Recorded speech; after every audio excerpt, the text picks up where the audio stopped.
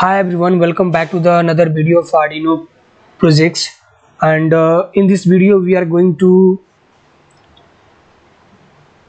on and off and buzzer with the help of this Arduino. And for that I am going to connect this. You just have to change the polarity. Here you can see it is showing negative, and if you want to change this polarity, you just have to click on this mirror components. It will automatically change this polarity. And for this we are going to on off this buzzer with the help of PIR sensor, as we have done one project with the help of PIR sensor. In this project we are going to do same thing. Here the difference will be that we are not going to use any bulb. Whenever any object comes in the range of this PIR sensor, it will automatically get on and off the bulb. So let's create its circuit. Here you have to connect the negative terminal to the ground, and positive I am connecting to the pin number 8. If you want to change the color of wire, here you can change, you can take any color.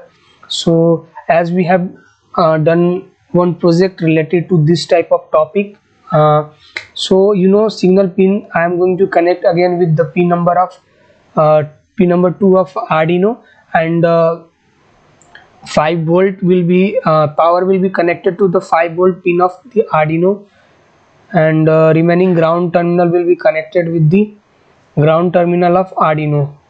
So in this way we have done this, and we have created one code for previous project. We are going to use the same code. Here I am going to change this whenever we get the everything will be similar, just you have to change the pin number, because we have used pin number 8. What you have to do, that here we are using B for buzzer, and PIR is connected to the pin number 2, and we have created one variable to store the data, which whatever will be coming from this digital read or PIR, that will be stored in this well, and we will print this on the serial monitor. If the condition gets true, in this case the buzzer will high, and otherwise the buzzer will get low. So let's start this simulation. And here we can see this it is showing 0. In this case there is no buzzer on, and as the motion takes place, here you can see this is buzzer is on, and you can see the changes here. I can't be able to show you the sound of this buzzer, sorry for that. And when I remove this buzzer from the range, it will automatically get off. Suppose I am removing this, it will get off after some time, because there is some delay.